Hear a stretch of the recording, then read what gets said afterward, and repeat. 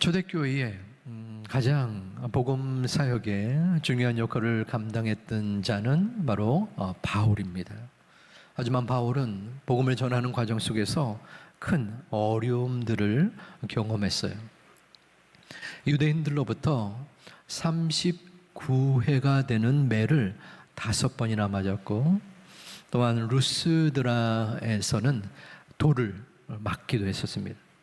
또 로마로 가는 복음 전파에 그 배를 타고 가는 여정 속에는 큰 광풍이 불어서 죽을 고비도 넘겼습니다. 오늘 본문의 말씀이 이 배를 타고 가는 과정 속에 풍랑을 만난 사건입니다. 자, 그런데 이 바울이 왜 지금 로마로 가고 있을까요? 바울의 신분은 무엇이었을까요? 바울은 죄수였어요. 어떤 죄를 지었나요? 바울은 유대인들의 신념 체계를 뒤흔들었습니다.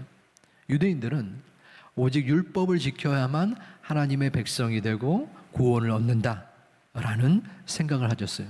하지만 바울은 아니다. 율법이 아니라 예수 그리스도의 십자가를 믿어야만 구원을 얻는 것이다. 오직 믿음이고 은혜다 라고 말한 거예요. 그러니 유대인들의 신념 속에 이 전통, 율법의 전통을 어기고 또한 이 이단의 괴수다라는 죄를 뒤집어 씌운 거예요. 그래서 이 가이사라의 베스 총독에게 재판을 받게 했습니다. 하지만 총독은 바울에게서 잘못을 깨달을 수 없었어요. 그래서 무죄를 석방하려 했습니다. 그런데 바울이 이 시점에서 굉장히 이상한 요청을 해요.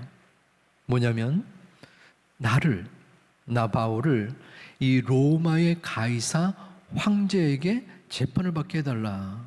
자, 1심에서 지금 무죄를 선고받는 겁니다. 그런데 그 무죄를 받는 것 이외에 2심, 3심인 로마로 가서 재판을 받는다는 거예요. 야, 바울이 너무 고통을 당하여서 정신이 조금 획가닥한 건가요? 아니었습니다. 거기는 이유가 있었습니다. 사도행전 19장 21절을 보면 바울이 마게도냐와 아가야를 거쳐 예루살렘에 가기로 작정하여 이르되 내가 거기 갔다가 후에 로마도 보아야 하리라 하고, 로마로 가야 한다는 거예요. 왜요? 복음 전파를 위해서. 자, 이건 사실 말이 안 되는 거예요. 예? 왜냐하면 로마로 가는 데는 또 다른 위험이 있습니다. 당시에 이 유대 극단주의자들은 이 바울을 죽이려고, 내가 바울을 죽이기 전에는 먹지도 마시지도 않겠다라는 암살 특공대를 작성하였어요. 형성하였어요. 그러니 바울이 로마로 가는 가운데 암살당할 큰 가능성, 위험이 도사리고 있었던 거예요. 하지만 그럼에도 불구하고 바울은 이 로마의 복음화를 위해서 가는 겁니다. 모든 길은 로마로 통한다라는 옛말이 있죠.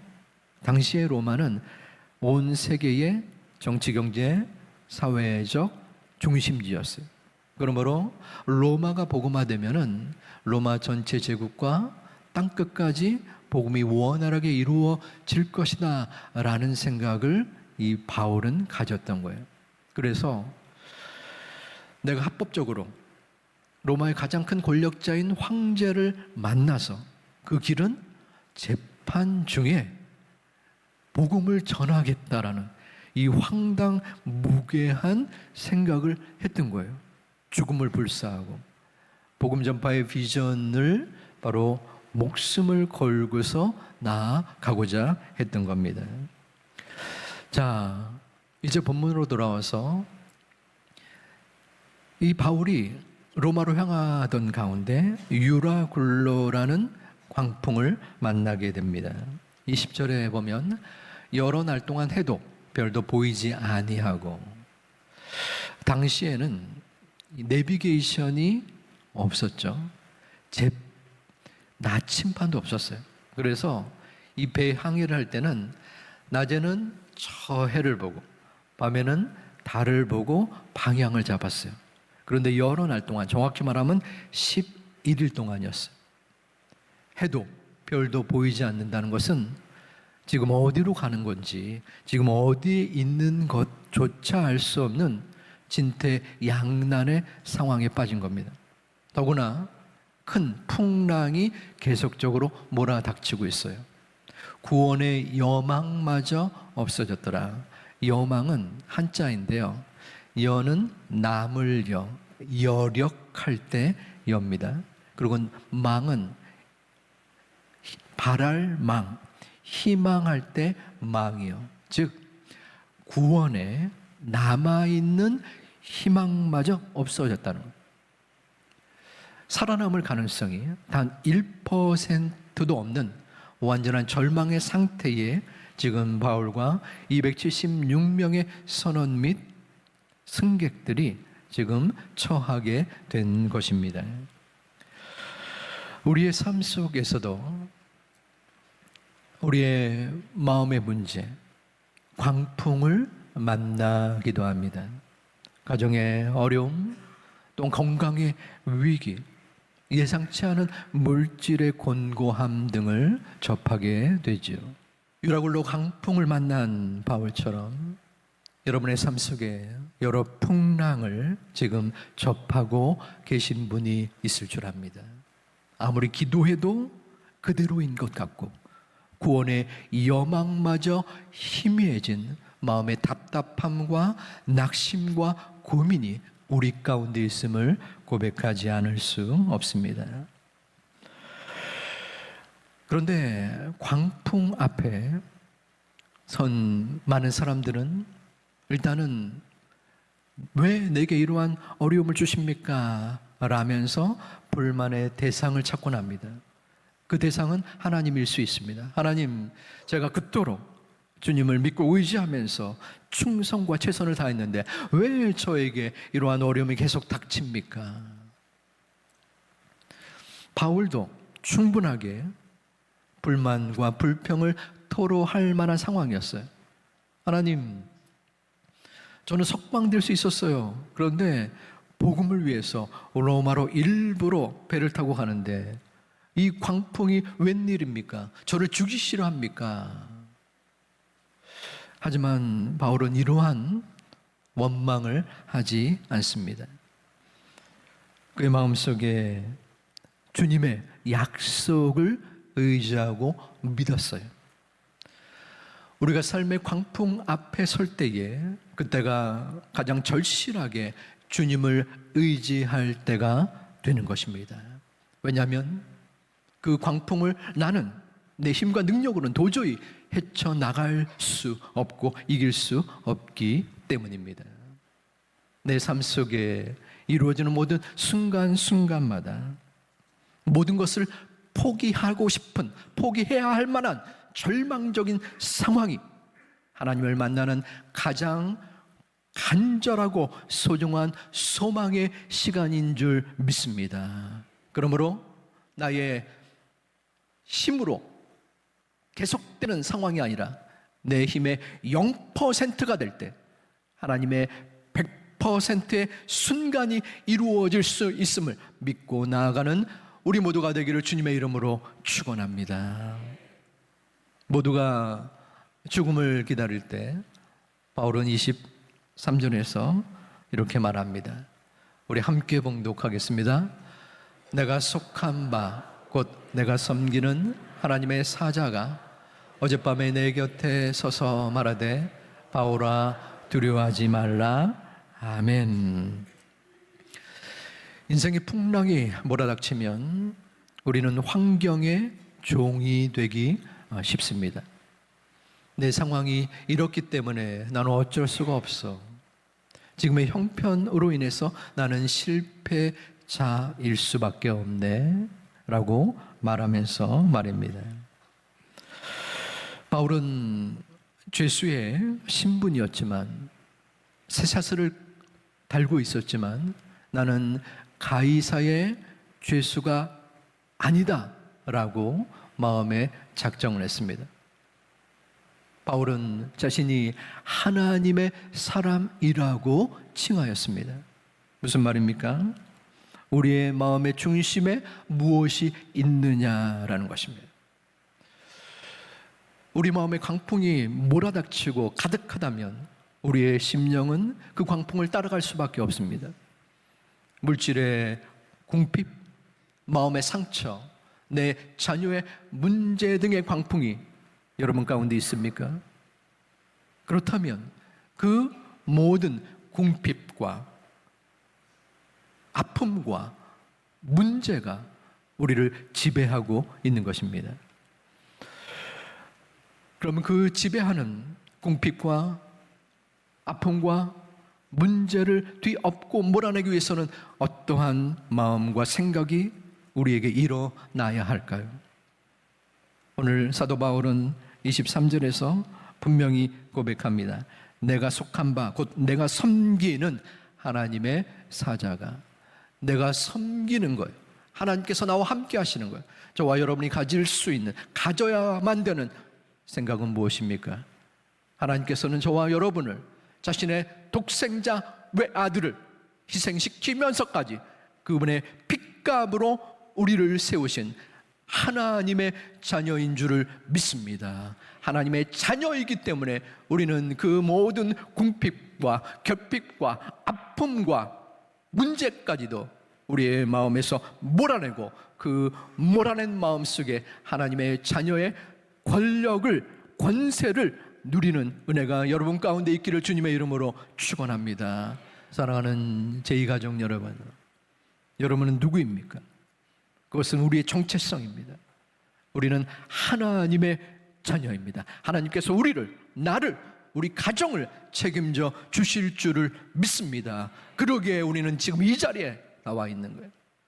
내 삶의 모든 세상의 소망이 다 사라져 간다 할지라도, 아무런 나를 돕는 이가 없고 내가 할 수 있는 것이 아무것도 없을지라도 나의 아버지 하나님이 내 모든 걱정과 불만과 두려움과 절망까지도 붙잡아 주실 것이다, 나를 책임져 주실 것이다 라는 믿음의 확신이 있는 우리 모두가 되기를 주님의 이름으로 축원합니다.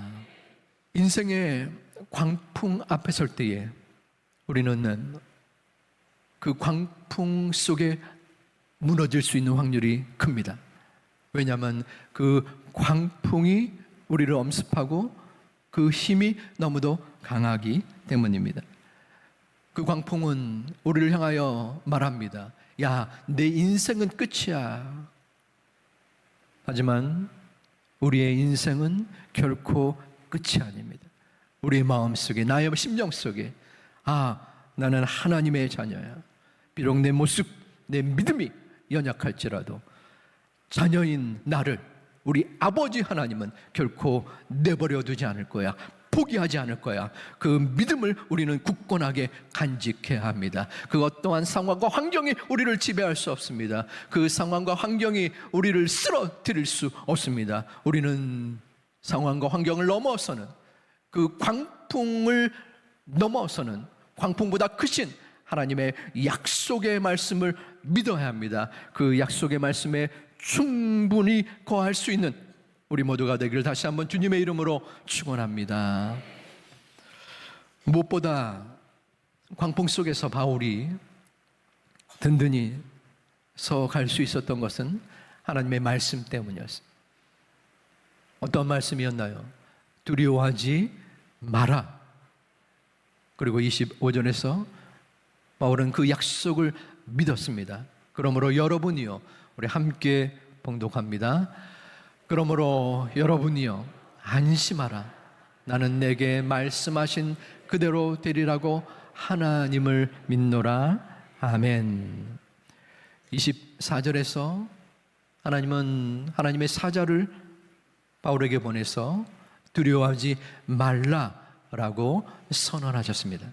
그 약속을 믿고 바울은 그러므로 여러분이요, 270명의 선원과 승객들에게 안심하라. 나는 나에게 말씀하신 그 하나님의 약속의 말씀, 하나님을 믿는다라고 하고 있는 것입니다. 우리의 삶 속에서도 지금 풍랑의 어려움을 겪고 있는 여러분들에게도 동일하게 적용이 됩니다. 사도 바울에게 임한 하나님의 약속은 2026년 2월 1일 이 오전의 예배 때 저와 여러분들에게 임하는 것입니다. 두려워하지 마시기를 바랍니다.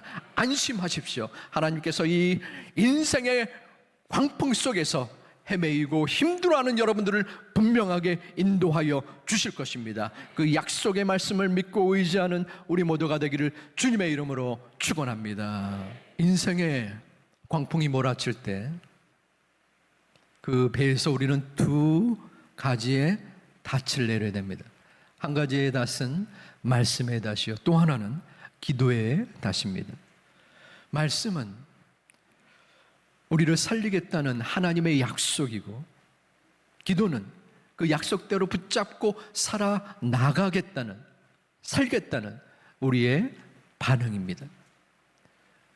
말씀만 읽어서는 안 돼요.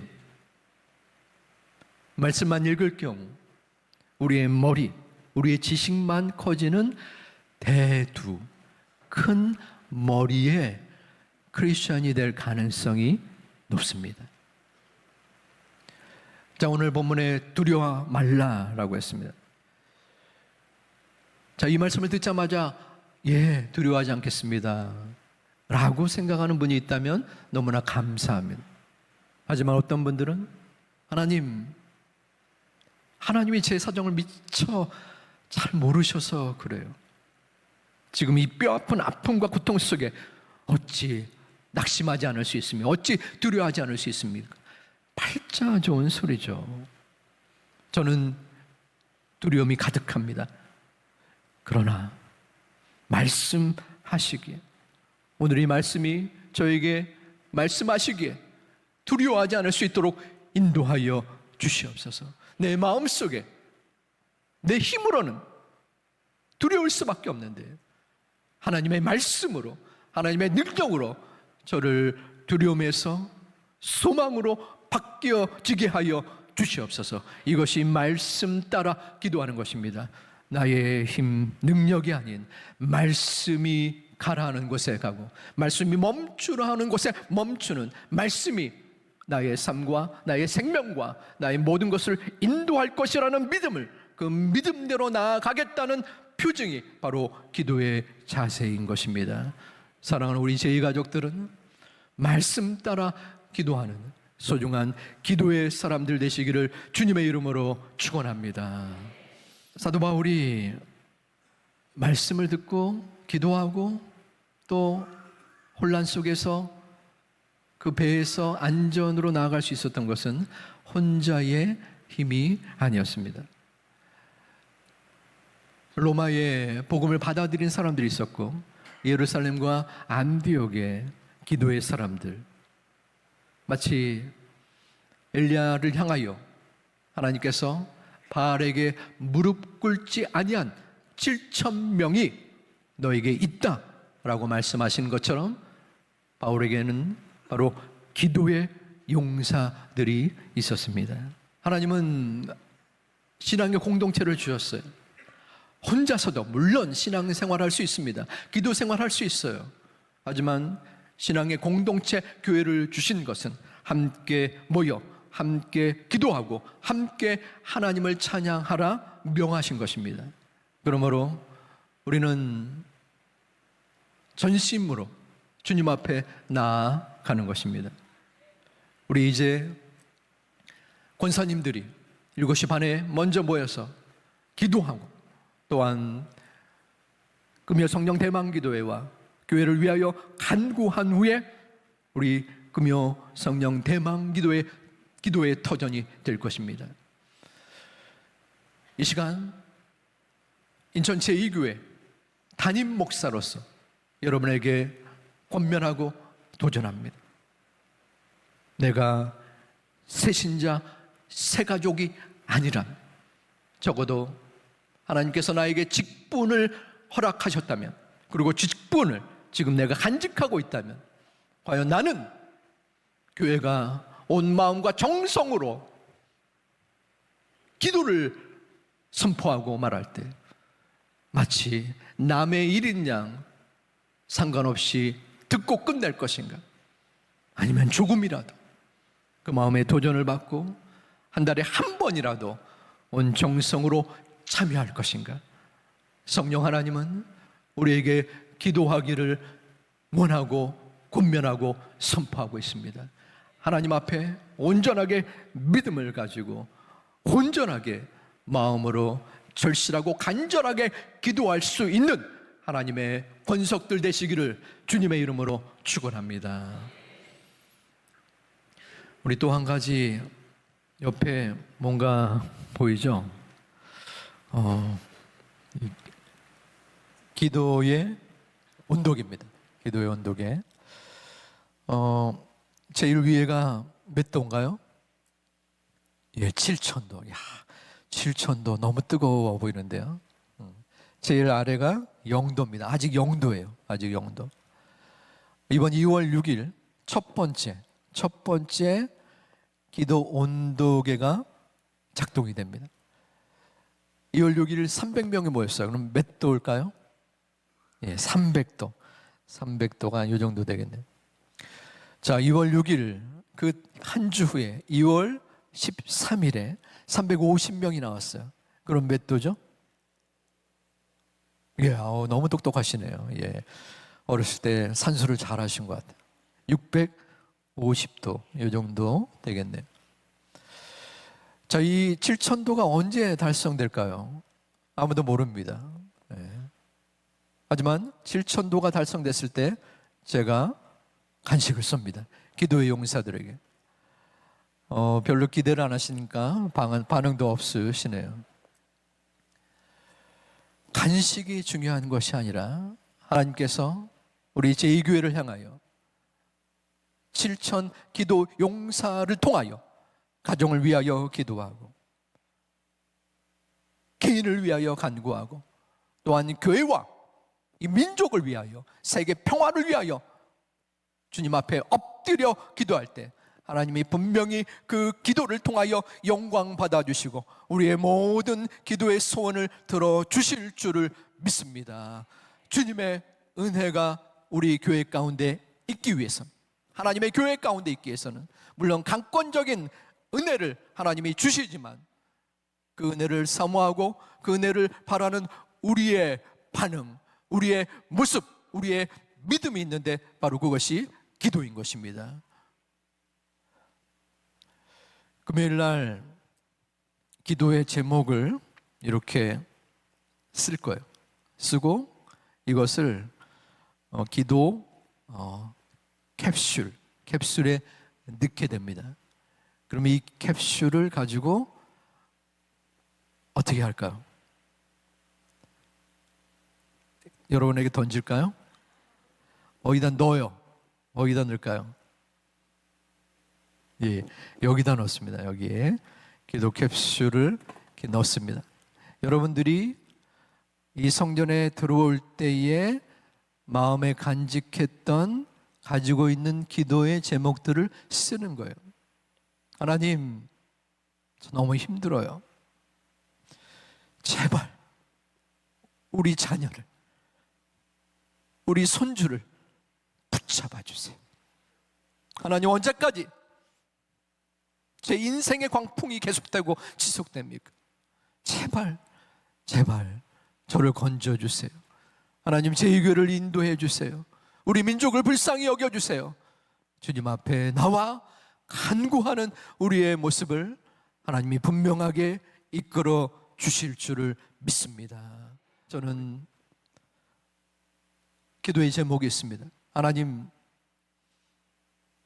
말씀 앞에 두려워 떠는 자, 그 말씀 앞에 생명을 거는 자, 말씀에 순종하고 복종하는 자가 제 가족 중에 더욱더 많아지게 하여 주시옵소서. 그 말씀을 가지고 기도할 때에 하나님께서 우리 교회를 향하여, 각 가정과 개인을 향하여 하나님의 권능과 능력과 함께 하여 주실 줄을 믿습니다. 그리하여 2026년도 한 해가 소망의 한 해, 내 모든 성취와 성공을 거두는 소망보다도 하나님의 말씀 앞에 굳건히 세워져서 그 말씀 따라 살아가고, 그 말씀이 나를 지배하고 나를 움직이고 나를 이끌어가므로 하나님 앞에 영광과 찬양과 감사를 돌릴 수 있는 간증자의 모습이 우리 가운데 넘치기를 주님의 이름으로 축원합니다.